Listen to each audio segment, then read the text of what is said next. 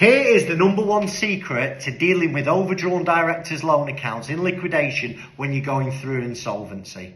And the number one secret is to understand, A, what is your overdrawn director's loan account at? B, how are you going to settle that overdrawn director's loan account in liquidation? And C, what's the time scale that the insolvency practitioner is going to give you to settle that director's loan? Let's dig into them in a little bit more detail. Number one, the secret is finding out about your overdrawn director's loan account and understanding what the figure is. So where are you going to find out that figure? Well, you could go to your accounts, but the likelihood is your accounts are going to be out of date. So if you're going into insolvency, it's important you understand this figure. Not on the last set of accounts, remember that's out of date. Let's say you're going into insolvency on the 8th of April. You want to know where your director's loan account is as of the 8th of April. And the way that you'd find that out generally is you go on your accounting software. And if you go on a Xero, QuickBooks, Sage, you should be able to pull off a trial balance that would show your director's loan account. On the basis that you update that software correctly, it should give you a final figure. Now, if you haven't got any of that, I think it's well worth you getting your accountant to do a final set of accounts up to this point. You'll have to pay them for the privilege. Maybe the insolvency practitioner will pay them as well to help them understand the picture.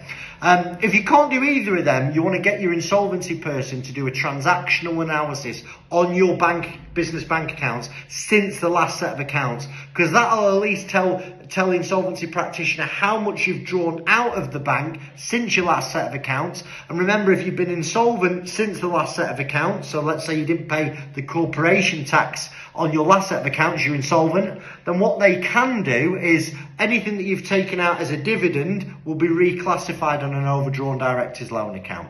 Okay, so that's how you can sort of find out what your overdrawn loan account is. And once you've found that overdrawn loan account, what you need to be doing is go into the insolvency practitioner. Remember, before you decide to appoint them, and you need to tell them, listen, I've got an overdrawn director's loan account. This is the figure. They should be helping you find out what that figure is. And then it's about getting a deal done with the insolvency practitioner, because most insolvency practitioners have the discretion to reduce that figure down if you're going to pay over a relatively quick period, which I'm going to come to in point 3.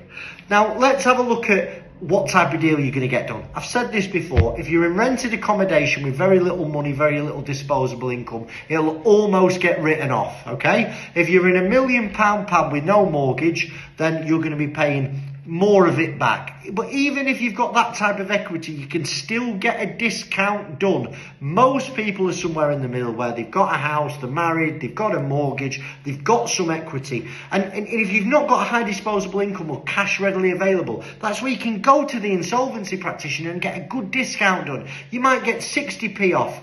So you might pay back 60p in the pound, 50p in the pound, 40p in the pound, 30p in the pound, 20p in the pound. It's all doable, but you will get a better deal if you do this before you sign the liquidation papers, I can assure you.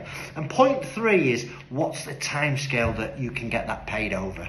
Because sometimes that's the most important thing for the director. It's not how much they're going to pay, it's how quickly that insolvency practitioner is going to need it. Because let's say your overdrawn loan account's 50 grand and they'll settle it at 30, but they need it tomorrow. You might be minded to take a deal where you'll pay 40 grand back, but you'll pay it over the 12 months. So I hope all these tips you found useful. If you want some advice, it's Chris Worden, Director First.